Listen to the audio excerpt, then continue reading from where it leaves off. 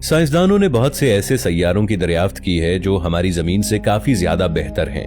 हो सकता है आने वाले वक्तों में हम जमीन को छोड़कर किसी ऐसे सैयारे पर मुंतकिल हो जाएं जो जमीन से कई गुना बेहतर हो। साइंसदान बुनियादी तौर पर हमारी जमीन जैसा ही कोई और सैयारा दरियाफ्त करने की कोशिश कर रहे थे। साइंसदानों ने रिसर्च करते वक्त हमेशा इस मेयार को मद्देनजर रखा, उन सैयारों पर फोकस किया जो हमारी जमीन से मिलते जुलते थे। यानी नया सैयारा ढूंढते वक्त सूरज की तरह ही एक येलो स्टार को दरियाफ्त करना। रिसर्चर्स एक्सोप्लैनेट को दरियाफ्त करते वक्त सूरज जैसा नजर आने वाला सितारा रिसर्च कर रहे थे, मगर इस मर्तबा साइंसदानों में येलो स्टार के साथ साथ ऑरेंज स्टार को भी दरियाफ्त करने का काम किया। ऑरेंज स्टार येलो स्टार से काफी ज्यादा ठंडा होता है और ये साइज में भी कम होता है, और इसी ऑरेंज स्टार की वजह से इसके हैबिटेबल जोन में जो सैयारे मौजूद होते हैं वो सुपर अर्थ के जुमरे में आते हैं। दोस्तों, 7 मार्च सन 2009 को नासा ने खला में कैल्पर स्पेस टेलीस्कोप भेजा। इसको जमीन के मदार में खोलने की बजाय सूरज के मदार में खोला गया। ये कोई आम टेलीस्कोप नहीं था, बल्कि इस टेलीस्कोप का काम हजारों लाखों मील की दूरी से ऐसे सैयारों का सुराग लगाना था जहां इंसानी जिंदगी की बका मुमकिन हो सके, और ऐसे सैयारे जो हमारी जमीनी सैयारे से मिलते जुलते हों, और हो सकता है इसमें कोई एलियन लाइफ एग्जिस्ट करती हो। सन 2009 से लेकर सन 2015 तक कैल्पर स्पेस टेलीस्कोप खला में मौजूद मुख्तलिफ ऑब्जेक्ट्स की मखसूस हरकतों को नोटिस करता रहा। दोस्तों, टेलीस्कोप इस कदर पावरफुल है कि हजारों मील दूर से आती हुई रोशनी में मौजूद एक छोटे से मच्छर को भी कैप्चर कर सकता है। इस टेलीस्कोप की मदद से रिसर्चर्स को यह मालूम हुआ कि हमारे खला में सितारों की निस्बत सैयारे बहुत ज्यादा हैं और हमारा खला सैयारों से भरा पड़ा है। रिसर्चर्स पहले कुछ सैयारों के बारे में ही जानते थे। सन 2015 में K2-18b सैयारा डिस्कवर हुआ। कैलिपर टेलीस्कोप के जरिए फराहम करदा मालूमात से साइंसदानों को यह पता चला कि K2-18b एक ऐसा सैयारा है जो कि हमारे पूरे सोलर सिस्टम में भी कोई ऐसा सैयारा मौजूद नहीं है। इस सैयारे को मिनी नेपच्यून प्लैनेट का नाम दिया गया क्योंकि इसका रेडियस हमारी जमीन के मुकाबले में 2.6 गुना जबकि मैस 8.6 गुना ज्यादा था। दोस्तों, अगर एक सैयारा साइज में इतना बड़ा हो तो उसका मैस हमारी जमीन से 17.6 गुना ज्यादा होना चाहिए। इससे यह पता चलता था कि यह सैयारा ठोस चट्टानों और गैसों का मजमुआ नहीं है। रिसर्चर्स ने यही अंदाजा लगाया कि यह सैयारा गहरे समुंदर की तहों से ढका हुआ है। यह सैयारा अपने सितारे से जितने फासले पर चक्कर काट रहा था, इस फासले को तकसीम करके कैलकुलेट करने पर इस सैयारे का औसतन दर्जा हरारत -8 डिग्री सेल्सियस तक था। रिसर्चर्स ने ट्रांसमिशन स्पेक्ट्रोस्कोपिक, जो कि एक ऐसा तरीका है जिससे इंसानों को अरबों मील दूर बैठकर भी इस बारे में सारी मालूमात दी जा सकती हैं, इसके जरिए ये पता लगवाया कि ये सैयारा किन चीजों से मिलकर बना है।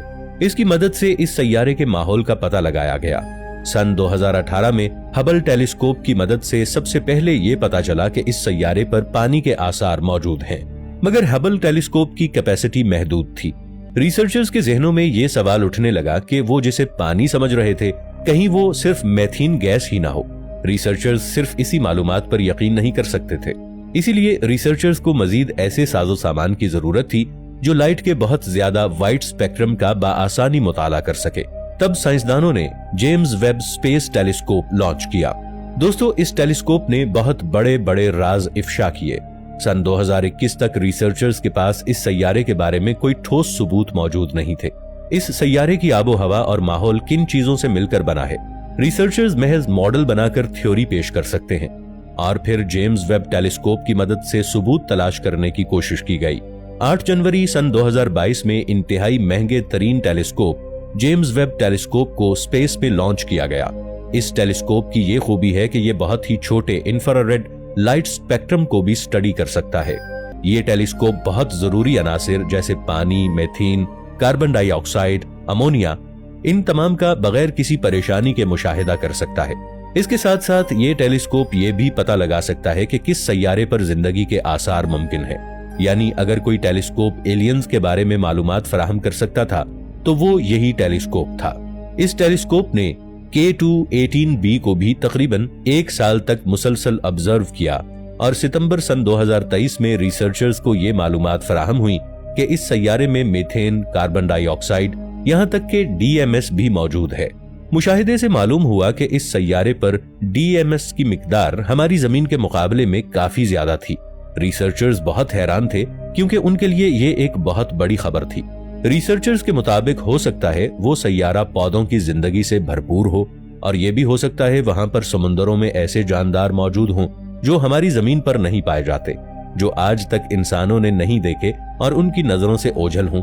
या हो सकता है इंसानों ने कभी ऐसे जानदार तसव्वुर भी न किए हों, और यहाँ पर 100% ये यकीन किया जा सकता है कि यहाँ पर एलियंस लाइफ मौजूद होगी। जेम्स वेब टेलीस्कोप ने 2 मरतबा DMS की मौजूदगी के बारे में मालूमात दी। रिसर्चर्स को जो सबूत मिले हैं इनमें 99.7% दुरुस्ती के इम्कानात मौजूद हैं, मगर अब भी 3% शक मौजूद है। अगर शवाहिद 99.99994% हों तो फिर ये बात यकीनी होती है कि इस मुशाहिदे में 100% सच्चाई है। इसको झुटलाया नहीं जा सकता। कुछ रिसर्चर्स के मुताबिक ये सैयारा जिंदगी के लिए बिल्कुल नॉर्मल है। इस सैयारे पर मौजूद मॉलिक्यूल्स की वजह से यहाँ पर जिंदगी होनी भी चाहिए, क्योंकि यहाँ पर DMS का कोई और जरिया मौजूद ही नहीं है। क्योंकि किसी किस्म के भी कोई जराए इतनी बड़ी मिकदार में DMS नहीं प्रोड्यूस कर सकते। अगर साइंसदानों को इसके पीछे कोई नॉन लाइफ सोर्स नजर आता है तो ये भी एक बहुत बड़ी दरियाफ्त होगी। मगर इस DMS की इसी हैसियत की वजह से कई साइंसदान ये सवाल उठा रहे हैं कि इस DMS पर क्या हम 1% भी भरोसा कर सकते हैं। हो सकता है इसकी तख्लीक के और भी जराए हों। साइंसदानों को अब तक कैल्पर 18b के माहौल में मीथेन का कोई सबूत नहीं मिला। ये एक बहुत बड़ी गुमशुदा पहेली है। रिसर्चर्स के मुताबिक जहां पर भी DMS का सुराग मिलता है वहां पर मीथेन भी काफी ज्यादा तादाद में मौजूद होना चाहिए, मगर इस सैयारे पर मीथेन अभी तक दरियाफ्त नहीं हुआ। इस मकसद के लिए रिसर्चर्स की अगली हिकमत अमली ये होगी, मसलन DMS के होने के सबूत को 5 सिग्मा लेवल से कंफर्म किया जाएगा। एथीन की मौजूदगी को डिस्कवर किया जाएगा जो कि DMS की जिमनी पैदावार है। अमोनिया के ना मिलने पर मुसलसल मुस्तकिल मिजाजी से काम लिया जाएगा और हिम्मत नहीं हारी जाएगी। DMS और DMDS की मौजूदगी में फर्क तलाश करना, इसके अलावा ऑर्गेनिक और सल्फर पर मबनी अनासिर को तलाश करना जो इस बात को यकीनी बना सके कि ये DMS जिंदगी का जरिया है या कि कुछ और है। इसके लिए हमें लैब में DMS के बनने के नॉन बायोलॉजिकल तरीकों को भी स्टडी करना होगा ताकि हम इस बारे में बेहतर तरीके से जान सकें। इसके लिए हमें मुख्तलिफ साइंटिफिक मॉडल तख्लीक करने होंगे जो शायद K2-18b के माहौल के साथ अच्छी तरह मैच कर सकें और हम एलियंस लाइफ के बारे में बेहतर तौर पर जान सकें। दोस्तों, आज की हमारी ये वीडियो आपको कैसी लगी नीचे कमेंट सेक्शन में जरूर हमें अपनी आरा से आगाह कीजिएगा। मिलेंगे एक नई वीडियो के साथ, तब तक के लिए इफ टीवी की टीम को दीजिए इजाजत। अल्लाह निगहबान।